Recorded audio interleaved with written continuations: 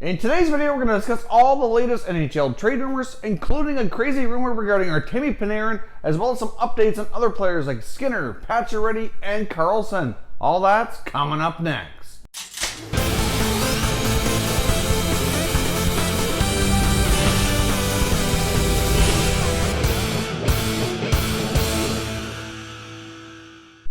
Hey everyone, and welcome back to another video here at Top Shelf Hockey. If you're new to the channel, thanks for stopping by. We review and discuss all 31 NHL teams. So if you're a huge hockey fan, consider subscribing and clicking the bell so you don't miss anything. So as I mentioned off the top, we have some more interesting NHL trade rumors to take a look at here. Now, majority of this information comes from NHL insider Elliotte Friedman.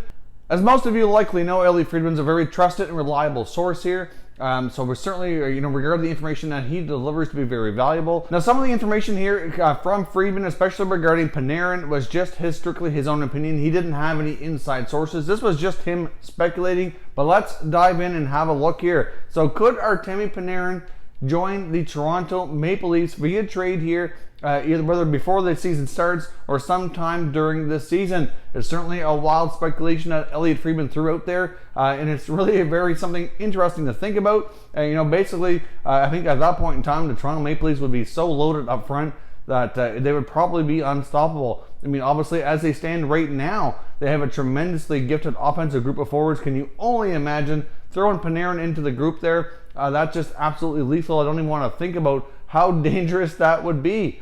If the Toronto Maple Leafs were to acquire a guy like Artemi Panarin, it would only be purely as a rental. It would be a one-year type of deal. Obviously, as you probably know, which we've talked about here before, Artemi Panarin is going into the final year of his contract with the Columbus Blue Jackets and has been reluctant to sign a long-term extension. The Blue Jackets have been meeting with him and his agent on and off here, trying to figure things out, and are really interested in signing him here to a 7-8 year contract. But at this point in time, it looks as though Panarin just isn't quite ready to do that and doesn't seem interested. And there's a lot of speculation that if he does remain in Columbus, he could be the next John Tavares to walk out the door via free agency. So obviously the Blue Jackets just saw what Tavares did to the Islanders here, so obviously they're probably a little bit concerned that that could happen to them, and if they really feel they're at a high risk of that to happen, they likely will try to move him to recoup whatever they can for assets in return. Now, obviously, trading him as a rental is going to bring the price tag down as compared to with an extension in place. So obviously there's two ways this could go. He could be traded as a rental, or he could be traded as with an extension in place with the new team acquiring him. Of course, the third option, which does still exist, is he could remain in Columbus for the season and then test the waters via free agency next year and see what happens. I would think that the Columbus Blue Jackets probably won't let that happen. At least I don't think they should. I think at this point in time, it's already a high-risk situation that they're in a tremendous danger of losing him to free agency if they don't trade him, unless something happens to change here. But it doesn't look like he wants to stay with the Columbus Blue Jackets long term. As we also know, he's also set a deadline here with the Blue Jackets of September 13th, which is the date that the training camp kicks off. He does not want to discuss contract or any other off-ice business after training camp begins. He just strictly wants to focus on playing hockey in the season at that point in time. So if they don't have an extension in place by the time the season starts, it's pretty much a guarantee that he's going to go all the way to free agency. So obviously, I don't know if they're going to want to take that chance here. So now I guess what Elliotte Friedman was kind of speculating here was, would a team like Toronto, who's really heavily invested into next season, take a stab at adding a guy like him to kind of put them over the top to really go after a Stanley Cup here? I mean, obviously they'd have to give up something of significant value, but they could likely could get the deal done, especially as a rental player, with mainly giving up future assets and not really eliminate much of anything off the current roster, so they wouldn't really be diminishing any other areas. Obviously, in most cases, to acquire a star player, whether it be a top forward defenseman or another top forward, you're talking about probably giving up a good young forward like a William Nylander or a Mitch Marner, something like that, and I'm sure that's not something that they want to do and they probably wouldn't do. But could they trade multiple first-round picks or a combination of first and second-round picks along with a couple of prospects to possibly get this done? If the Columbus Blue Jackets are in a situation where they feel like they have to move him, they kind of might be handcuffed here and the Leafs might be able to take advantage. But at the end of the day here, I think this trade is highly unlikely. It's just Friedman kind of speculating that maybe the Leafs would go all in here and try to make a real solid run at the Cup for 2018-19. Personally, I think this is a deal that is fairly unlikely to happen. I think if the deal did happen, I think you could probably be pretty as close as you can to giving them the Stanley Cup for next season. However, at the same time, I don't think the Kyle Dubas approach here is going to want to give up a lot of future assets for a long potential run of contending and potential future mini Stanley Cups in order to obtain one here in the coming season. As much as they're anxious to bring the cup to Toronto, I think they would be more interested in building a longer term foundation here to be able to contend for the cup year after year after year for many years to come. That to me makes more sense. Obviously, this process between the Shannon plan and now the Dubas approach, and you throw in comments from Babcock in the beginning with there's going to be pain and there's going to be a process and there's going to be everything that they're going through here. Like, obviously their pain was very short term. Now they're in a position where they're making the playoffs and the pain's just getting past the first round. Well, that pain's likely coming to an end here soon. Obviously they're getting stronger every season, so it's probably unlikely that they really sacrifice their future to go after a guy like Panarin. But I guess if you're a Leaf fan, I'd like to hear comments from you if they were able to make this happen, but had to give up a fair bit of future assets, mainly prospects and picks, because I don't think they'd want to take anything off the roster. Is that something that you would be interested in, or would you be against that type of move? Because clearly fitting him into their salary cap situation with a new contract at, say, $8, $9, $10 million, whatever the asking price is going to be, I'm guessing it's going to be around 9 or 10 once this year is up. I just don't see how they can make that work with other contracts that they need to put in place for their other young dynamic forwards here. So I guess I want to hear your thoughts down below. Now, I know a couple other YouTube friends of mine that have touched on this subject as well. That's Andrew Pillock Hockey as well as Lego Rocks 99. Obviously, they both appeared here on this channel before, and I've worked with them, got to know them a bit here. So if you want to hear their perspectives on this Elliot Friedman rumor and speculation about Panarin to Toronto, I'm going to link both of their videos down below, and you can hear their perspectives here. Obviously, Andy's a pretty big Maple Leaf fan, so you can hear it straight from a hardcore Leaf fan. And with Lego Rocks 99, I'd say he's mainly a Canucks fan, but I think it's safe to say Toronto's pretty much his second favorite team, so you can kind of get a different perspective there as well. So if you want to check those out, I'm going to link them both below in the description. And if you haven't checked out their channels too, it would certainly recommend subscribing. They both put out great content, and certainly worth checking out for sure. Now, jumping over to some of these other players that we've been talking about before, there are some kind of updates here that came from this Friedman piece that I'm referring to.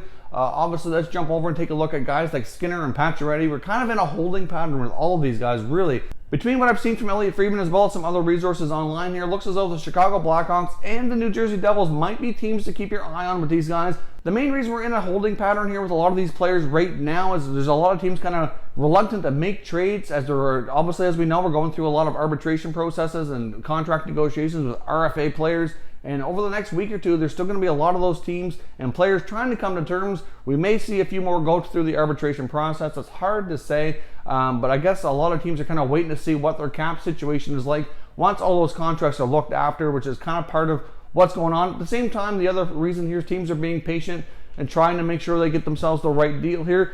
Everything coming out of Montreal and Max Pacioretty still indicates that that relationship between Bergevin as well as Pacioretty seems to be damaged at this point in time, and they are still highly interested in moving him. I did see one updated report as well from a Montreal reporter indicating that there was some conversation coming from former defenseman Andrei Markov, that he reached out to the Montreal Canadiens and specifically Marc Bergevin around November of last year after he had left to go to the KHL, and indicated that he was not happy there and really wanted to figure out a way to come back. And really, they didn't show any interest, and Bergevin really didn't give him the time of day. So he was very disappointed.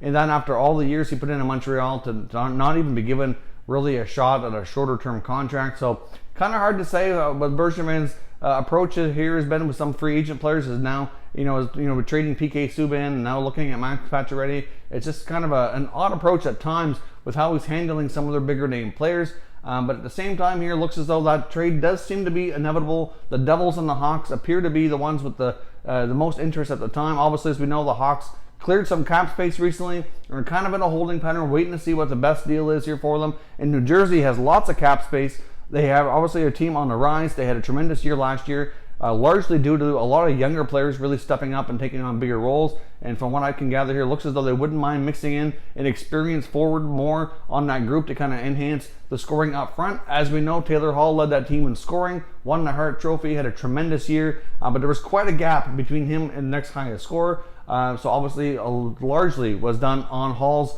shoulders, but some of the younger players will step up, especially a guy like Nico Hischier. He's going to continue to get better every year, but to have some more experience up there with some more firepower would certainly be big for New Jersey. So I can see them being interested in players like Skinner and Pacioretty, and they have the cap space to do it, and they have the younger assets that they could probably move to make the acquisition as well. So keep your eye on the Devils for sure. Now back to Karlsson and Ottawa situation. Now Friedman did make some more notes on this situation as well, indicating he really does want to stay long term, and that really the issue is not so much around anything else but with ownership. Obviously, as we know, Eugene Melnyk is not the most popular guy in the city of Ottawa right now. Obviously, he's not popular with the team. He's not popular with the fans. There's a lot of concerns. We've seen comments from Daniel Alfredsson himself indicating he would like to see a new ownership group come in and buy the team as well. That just happened earlier this summer. So obviously, I think they're kind of taking a patient approach here. It maybe, just maybe, we'll be fortunate enough here that if things kind of drag on, maybe the fans of Ottawa will be lucky and there'll be a sale and there'll be some new ownership kind of get things cleaned up and find a way to retain their star player. But at this point in time, as much as the team wants to make sure they don't lose them, they're being very patient. They want to make sure they get this right, kind of taking the Joe Sakic approach here to the Duchesne deal.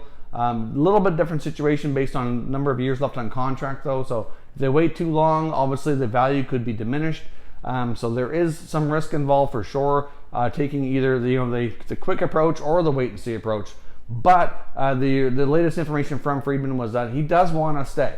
It's just a matter of not being happy with the owner, which is not the easiest thing to overcome. But there's been some reports lately that they've gone back to him and they're kind of trying to mend fences here and trying to figure out a way to keep him in the fold longer term. So it's not an absolute foregone conclusion that he would be traded. But I know that at one point in time earlier this summer, it seemed imminent. It seemed like it was going to happen for sure. But at this point in time, to be honest, it's kind of drug on so long with so little, speculation on a movement actually going down that I would be surprised. It's kind of, it's not a foregone conclusion anymore. So I think there is a chance he does stay, even if it's just for this one more year. Either way, though, I think we need to have an ownership change, and if that can happen sooner than later, then maybe things will change longer term. But there has been a lot of rumblings that the team could be for sale, and Melnyk won't admit it publicly. So let me know your thoughts down below in the comment section. Do you really think that the New Jersey Devils could be a team to watch here? Obviously, they have lots of cap space. They could make a play here to get one of these top scoring wingers. And do you think it's possible that we will see a Karlsson situation remain in Ottawa and actually sign a long-term contract?